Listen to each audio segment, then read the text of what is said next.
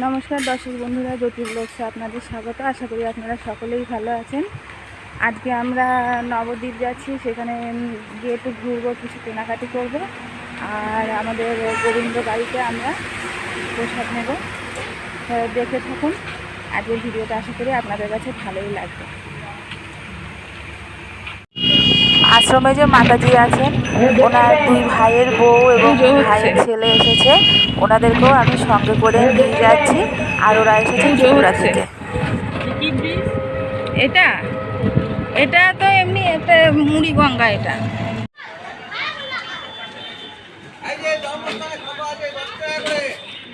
আমরা এখন চলে এসেছি প্রাচীন মায়াপুরে নিমাইয়ের জন্মস্থানে। এই যে সামনে যে নিম গাছটি দেখতে পাচ্ছেন, এক বড়, এই নিম গাছের তলাতেই রয়েছে নিমাই পণ্ডিতের গৃহ, এবং এই ঘরেই উনি জন্মেছিলেন। নিমাই পণ্ডিত জন্মগ্রহণ করেছিলেন প্রায় 550 বছর আগে। এই নিম গাছটিও কিন্তু 550 বছরের পুরনো। আর এখানেই অন্য একটি ঘর ছিল, খড়ের ছাউনি দেওয়া। তো সেই ঘরটি অনুকরণে আবার নতুন করে গৃহ নির্মাণ করা হয়। আর এই গৃহটিও কিন্তু খড়ের ছাউনি দেওয়া, আপনারা লক্ষ্য করলে দেখতে পারবেন।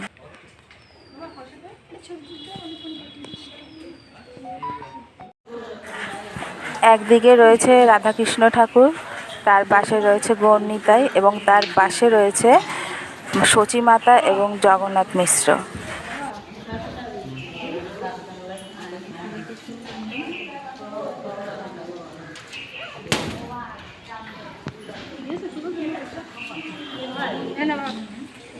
হ্যাঁ, এটা নবদ্বীপ তখন শহর ছিল না তো, আমাদের থেকেও বড় খুব।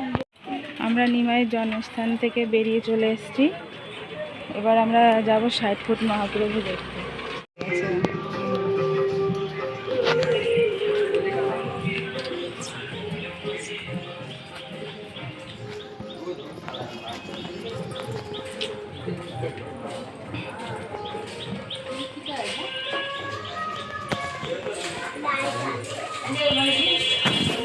আমরা এখন পাহাড়ের গুহার ভিতরে ঢুকে গিয়েছি। এটা কৃত্রিমভাবেই বানানো, এটা কৃত্রিমভাবে মানে পাথর, সিমেন্ট, বালি এসব দিয়ে তৈরি করা। এটা এই রাত্রেবেলায় আরো সুন্দর রঙিন লাইট লাগানো থাকে, তো আরো ভালো লাগে দেখতে রাতের দিকে। হ্যাঁ, চারিদিকে ভ্যারাইটিস কালারের লাইট লাগানো থাকে, তো সুন্দর লাগে দেখতে। আমরা গতবার শীত এই গুহার এই পাশ দিয়ে আমরা সবাই বেরিয়ে আসলাম এখন। আর এই যে সামনে রয়েছে 60 ফুট মহাপ্রভু। 60 ফুট। গাছের ইয়ের জন্য ভালো বোঝা যাচ্ছে না।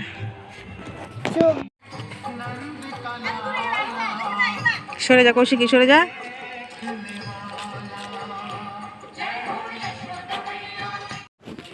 এখানে রাধা কৃষ্ণ লীলা করছে। দেখ কি সুন্দর লাগছে দেখতে, দেখেছিস? দেখ, এই দেখ কি সুন্দর গাছগুলো সাজানো রয়েছে, অপূর্ব দৃশ্য।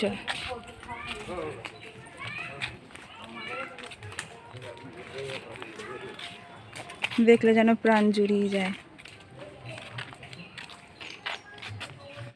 ছায়ার মধ্যে গিয়ে দাঁড়া না।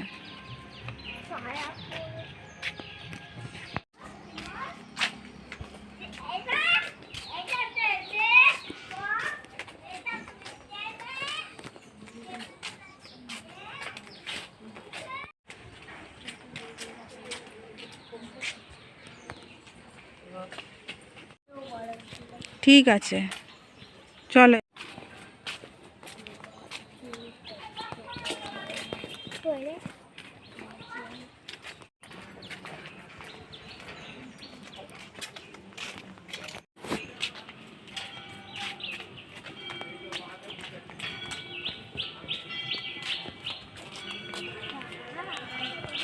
মাছ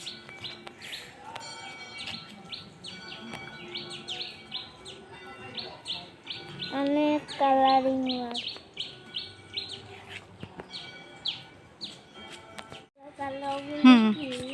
কোনগুলো এটা স্থান কিন্তু মাছের চাষ। বড় নেই মনে চাই দূরে চাই এগুলো মনে হয় না বড় হয়, মানে এইটুকু সাইজেরই হয় আর কি বড় হলে। এটা তো ওগুলো তো খোলসে মাছ, ওই যে ওগুলো এগুলো এর থেকে বেশি বড় হয় না, এতটা বড় বড় হয়।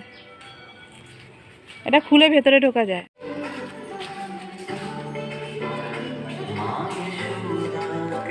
দেখলে হবে, দেখো আরো কত সুন্দর। হুম,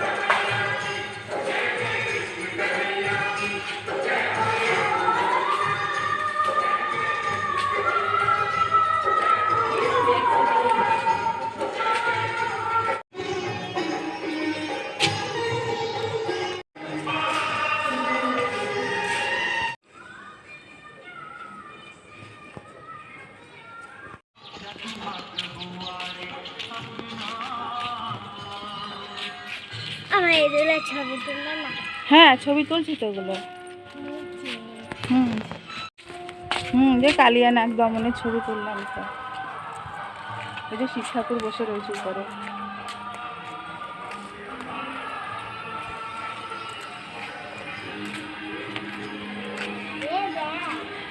চলে আসো চলে আসো।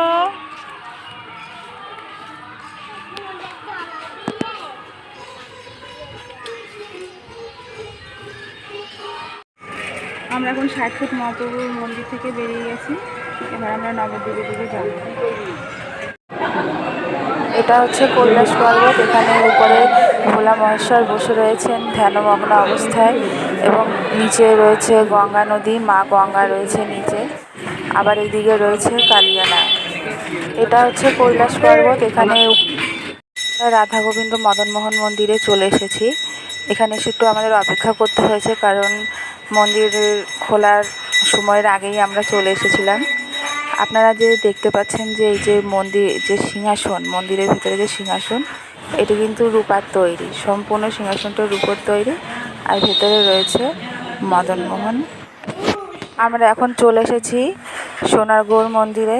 এইদিকে এই সোনারগৌর মন্দিরের যে সোনারগৌরকে আমরা দেখার আগে আমরা এখানে আগে দেখে নেব জগন্নাথ মিশ্র এবং সচিমাতা দেবীকে। এছাড়া অন্যান্য আরও ঠাকুরের মূর্তি রয়েছে, আপনারা দেখছেন। এরপর আমরা এখন চলে যাচ্ছি সোনারগৌর যে ঠাকুর, সেই সোনারগৌরের মূর্তি। বন্ধুরা, আমি এখন বাড়ি চলে এসেছি। তা এবার সারাদিনের পরিশ্রম শেষে সকাল সকাল বেরিয়েছি, আস্তে আস্তে তো অনেকটাই রাত হয়ে গেছে। তাই এবার আমি ঠাকুর পুজো দেবো, আর মেয়েরাও ঘুমিয়ে গেছে। ঠাকুর পুজো দেবো, তারপর রাতের জন্য খাওয়া তৈরি করবো, খাওয়া দাওয়া করে তারপরে ঘুমিয়ে পড়বো। বন্ধুরা, আজকের মতো আমি এখানেই বিদায় নিচ্ছি। আপনারা সবাই সুস্থ থাকবেন, ভালো থাকবেন, আর আমার ভিডিওগুলো ভালো লাগলে অবশ্যই লাইক করবেন, কমেন্ট করবেন, আর শেয়ার করবেন, এবং আমাদের চ্যানেলটি সাবস্ক্রাইব করে রাখবেন। আপনারা সবাই সুস্থ থাকবেন, ভালো থাকবেন। নমস্কার।